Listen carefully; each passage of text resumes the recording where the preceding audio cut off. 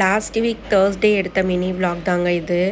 அந்த அன்னைக்கு வாழைப்பூ கொஞ்சம் இருந்துச்சு. ஸோ அதை வச்சு கோஃப்தா மாதிரி பண்ணிடலாம் அப்படின்ட்டு வாழைப்பூ வந்து வாஷ் பண்ணிகிட்டு இருந்தேன். அப்புறம் வந்து மாவும் கொஞ்சம் ஊற வச்சுருந்ததுனால மாவையும் அப்போயே அரைச்சிட்டு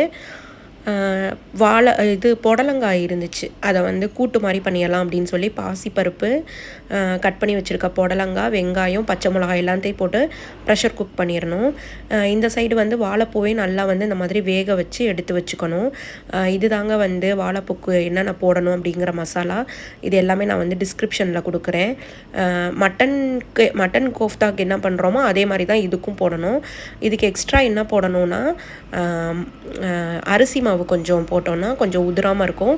அதோட இந்த மாதிரி கொத்தமல்லியோட தண்டு போட்டிங்கன்னா இன்னுமே நல்லா ஃப்ளேவராக இருக்கும். அந்த நான்வெஜ் சாப்பிட்ற எஃபெக்ட் இருக்கும். இஞ்சி பூண்டு இல்லாட்டி இஞ்சி பூண்டு பேஸ்ட்டு கூட நீங்கள் ஆட் பண்ணிக்கலாம்.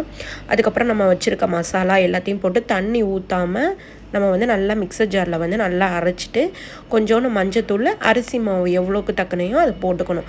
நம்மளுக்கு கையில் பிடிச்சா பால் மாதிரி வரணும். அதுக்கு தக்கன அரிசி மாவு போட்டுட்டு அதுக்கு ரொம்பவும் சேர்க்க வேணாம், லைட்டாக சேர்த்துட்டு வச்சிடணும். கொஞ்சம் நேரம் ஊற வைக்கணும்.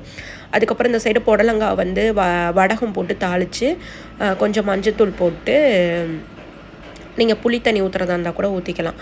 அதுக்கப்புறம் இந்த மாதிரி லைட்டாக நல்லா கிரேவி மாதிரி வந்ததுக்கப்புறம் லாஸ்ட்டாக தேங்காய் பூ போட்டு இறக்கிடலாம்.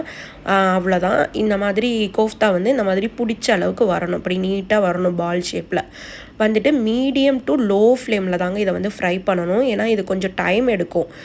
நீங்கள் வந்து நல்லா மூழ்கிற அளவு இருக்கிற பேன் எடுத்துக்கோங்க. இந்த மாதிரி எண்ணெய் மூழ்கிற அளவு. அப்போ தான் வந்து எல்லா சைடும் நல்லா கிறிஸ்பியாக வந்து நல்லா வேகும். மீடியம் டு லோ ஃப்ளேமில் வச்சு ஒரு 10 to 15 மினிட்ஸ் நல்லா வேக வச்சிங்கன்னா இந்த மாதிரி சூப்பராக கிடைக்கும்.